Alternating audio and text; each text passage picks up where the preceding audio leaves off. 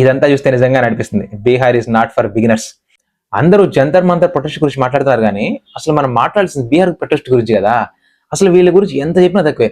పోలీసులు protest control చేద్దామని చెప్పేసి బ్యారిగేట్స్ పెడితే బ్యారిగేట్స్ ఎత్తుకెళ్ళిపోయినారు వీళ్ళు. సరేలే వీళ్ళందరినీ కంట్రోల్ చేద్దామని చెప్పేసి గేట్స్ క్లోజ్ చేసి గేట్స్ ని ఎరగొట్టేసినారు. సరే వీళ్ళు ఇంత చేశారు కదా, వీళ్ళ మీద లాఠీ చార్జ్ చేద్దామని లాఠీ చార్జ్ మొదలు పెట్టే టైంకి వీళ్ళు జనగణమన పాడడం మొదలు పెట్టినారు.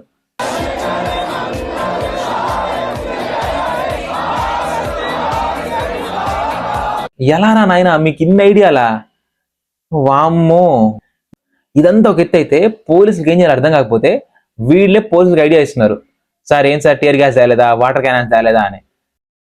सर टीयर गैस की व्यवस्था नहीं है, कुछ व्यवस्था आप लोग नहीं करके वाटर कैनन का पानी उनी भी नहीं. సరే వాటర్ క్యానన్స్ తెచ్చి వాటర్ క్యానన్స్ తో స్ప్రే చేస్తుంటే వీళ్ళు మ్యూజిక్ పెట్టుకొని డాన్స్ చేస్తున్నారు.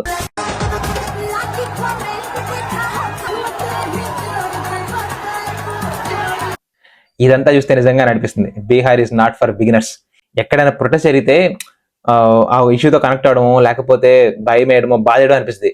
బట్ వీళ్ళ ప్రొటెస్ట్ మాత్రం నా భూతో నా భవిష్యత్.